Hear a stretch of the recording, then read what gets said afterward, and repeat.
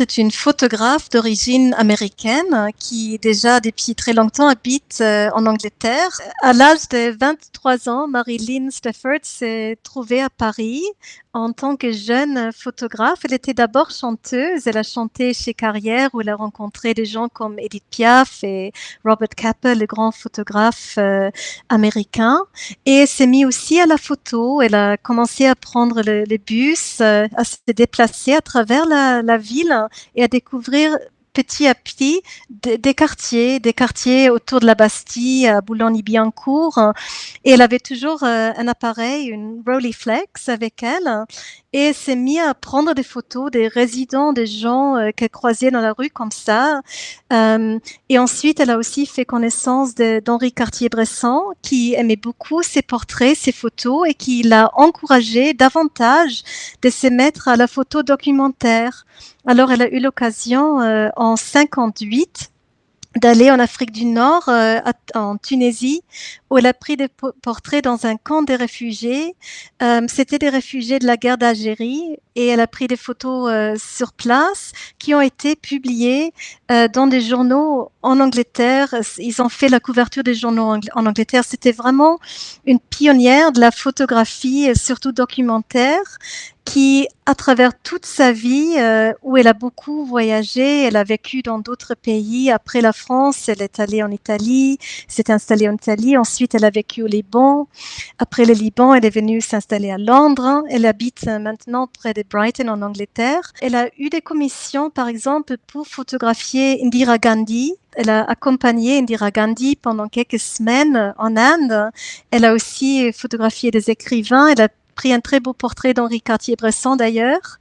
J'aurais peut-être dû mentionner ça au début. Son premier portrait était de Einstein qu'elle a rencontré dans les années 40 quand elle a vécu à New York où elle voulait devenir chanteuse et actrice. Donc elle s'est retrouvée à New York à cette période-là.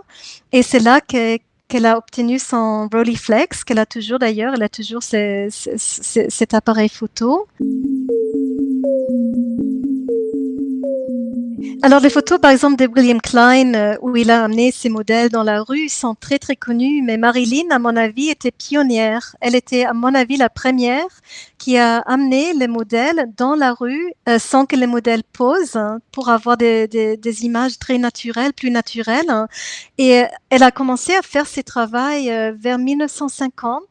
Pourtant, William Klein a commencé un peu plus tard. Alors, je pense qu'elle était la première à prendre des photos comme ça. Il y a des très très belles photos qu'elle a prises à Montmartre, où on voit des modèles dans la rue posés à côté d'une école et les enfants regardent les modèles.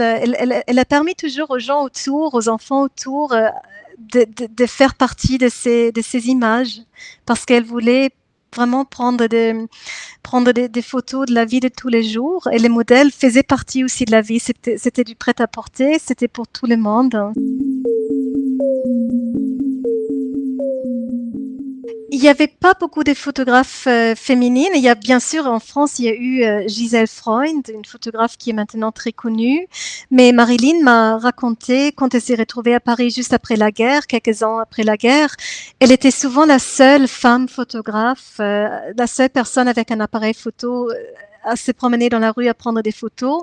Au Liban, quand elle s'est retrouvée au Liban, juste quelques années plus tard, il n'y avait pas vraiment de femmes photographes à cette période-là. Quand elle parle de son voyage en Afrique du Nord, elle était enceinte, je pense, de 6 ou 7 mois.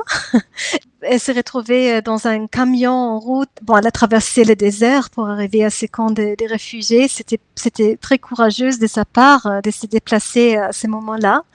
Et elle a eu énormément de compassion pour les gens qu'elle a photographiés. D'ailleurs, il y a une très très belle photo d'elle qu'elle a prise d'une femme avec son enfant. On dirait presque, ça ressemble un peu aux photos de Dorothea Lange dans les années 30 aux États-Unis, de Farm Security. On voit que vraiment, elle comprend que cette femme souffre, hein, elle veut l'aider en prenant des photos, elle veut partager son sort avec les gens. J'ai oublié le nom, mais elle était la première à être admise dans un camera group. I can't remember the name though. Et il y avait beaucoup d'hommes qui voulaient pas admettre les femmes. Par exemple, Magnum, quand on pense à l'agence Magnum qui est très très connue, qui a été fondée par Henri Cartier-Bresson, Capa et deux autres photographes hommes, il n'y avait pas de femmes à cette période-là qui ont été admis. On se rappelle beaucoup moins de Gerda Taro. Pourtant, Gerda Taro avait accompagné Robert Capa pendant la guerre d'Espagne. Elle était toujours de son côté. Malheureusement, elle a été tuée pendant la guerre, mais elle était là et elle a pris beaucoup de photos qui maintenant pensent que c'est Capa qui les a pris.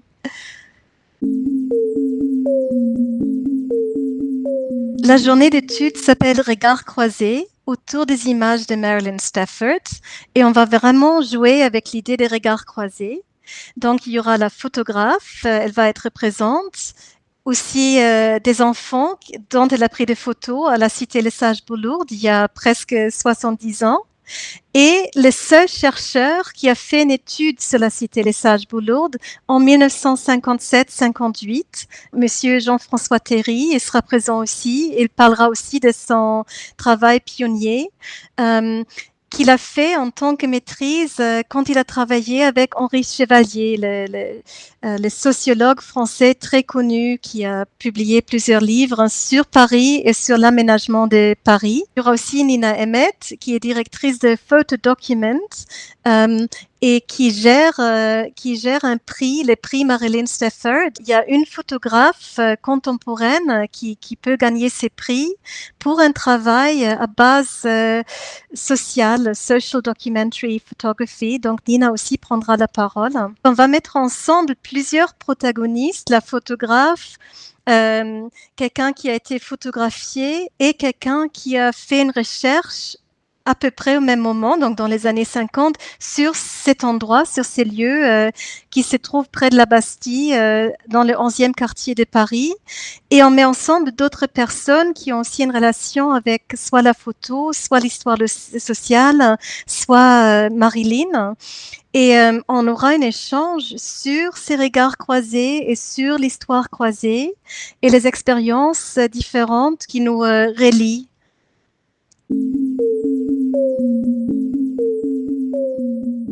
Quelques personnes qui vont parler en français, d'autres en anglais. On va essayer de traduire autant que possible, hein. Mais quelques personnes vont parler uniquement en anglais et d'autres uniquement en français. La discussion sera bilingue. La discussion va se passer en ligne parce que là, on ne peut pas faire autrement, mais ça nous permet aussi d'inclure plus de gens. Et ça va être en ligne le 5 novembre à 2 heures, de 2 heures à 4 heures, heure française. Et on va montrer aussi quelques clips vidéo qu'on a enregistrés d'avance. Et aussi, on va montrer le catalogue. Il y a un catalogue qu'on peut partager avec les gens aussi, avec des essais écrits par Adrienne Chambon, qui est professeure à l'Université de Toronto, avec Alain Dupont, un ancien enfant de la Cité Les Sages Boulourdes, d'autres textes, un texte d'Henri Scapi de la Sorbonne, et on va partager ces catalogues en ligne. Également, il y aura une expo en ligne. Je pense que c'est la première fois que les photos de Marilyn, qu'elle a commencé à prendre en 1949 à Paris, vont être montrées à Paris. Donc, on parlera de ces images des années 50. C'était une période où elle a elle-même vécu à Paris, où elle a traversé la ville et a pris des photos à Boulogne-Billancourt, dans la Cité Les Sages Boulourdes. Et on parlera de cette période qui était une période très, très importante dans la photographie française. On pense à Henri Cartier-Bresson, Doisneau, Brassailles. Il y a beaucoup de photographes à cette période qui se sont retrouvés à Paris et qui ont pris des photos dans la rue de la vie de tous les jours, de la vie d'après-guerre, de la vie des communautés qui se sont retrouvées dans des situations précaires, souvent dans des quartiers défavorisés, qui souvent après ont été détruites. C'était d'ailleurs le cas de la Cité Les Sages Boulourdes. La cité a été détruite, complètement rasée. C'était un quartier de migrants aussi. Il y avait des réfugiés juifs qui se sont retrouvés dans ces quartiers pendant la guerre, aussi des migrants d'Afrique du Nord. Et elle a pris des photos donc d'une communauté où beaucoup d'enfants jouaient encore dans la rue devant leur how do you say playground, terrain jeu, et la rue était là où ils pouvaient se retrouver. Alain Dupont d'ailleurs, qui était enfant dans cette cité, m'a parlé de sa vie dans la cité Les Sages Boulourdes et me disait que la vie était très très dure, mais les enfants avaient beaucoup de liberté, donc ils pouvaient sortir, passer toute la journée dehors et jouer ensemble. C'était un joli mélange d'enfants d'un peu partout.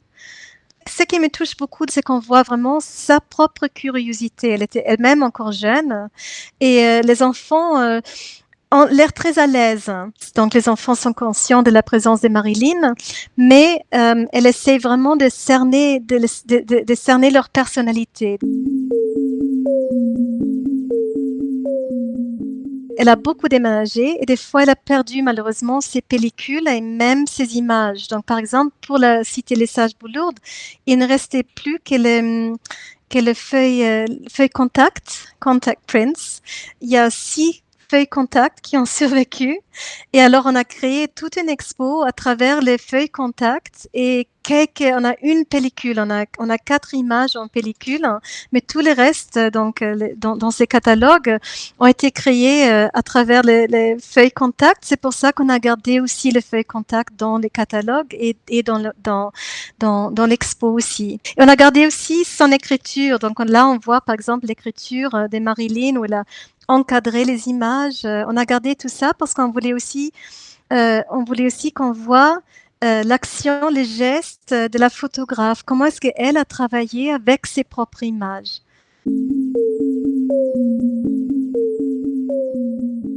Cette recherche de retrouver quelques personnes qui figurent dans ces photos. Par exemple, il y a une très très belle photo d'une commerçante devant son magasin. Grâce à Instagram et Facebook, on a été contacté par des anciens résidents, y compris la sœur de quelqu'un qui a été sauvé par cette commerçante pendant la guerre, une famille juive, et la commerçante a caché les petits garçons dans son magasin pendant une veille d'hiver, pendant une rafle. Et c'est comme ça que les garçons ont survécu. Malheureusement, sa mère, non. Sa mère a été envoyée à Drancy. Donc, pour moi, ces images ont un rôle qui dépasse ce qu'ils représentent. En anglais, on dit the agency of an image. Je ne sais pas comment on dit ça en français, agency. Le pouvoir, la force d'une image.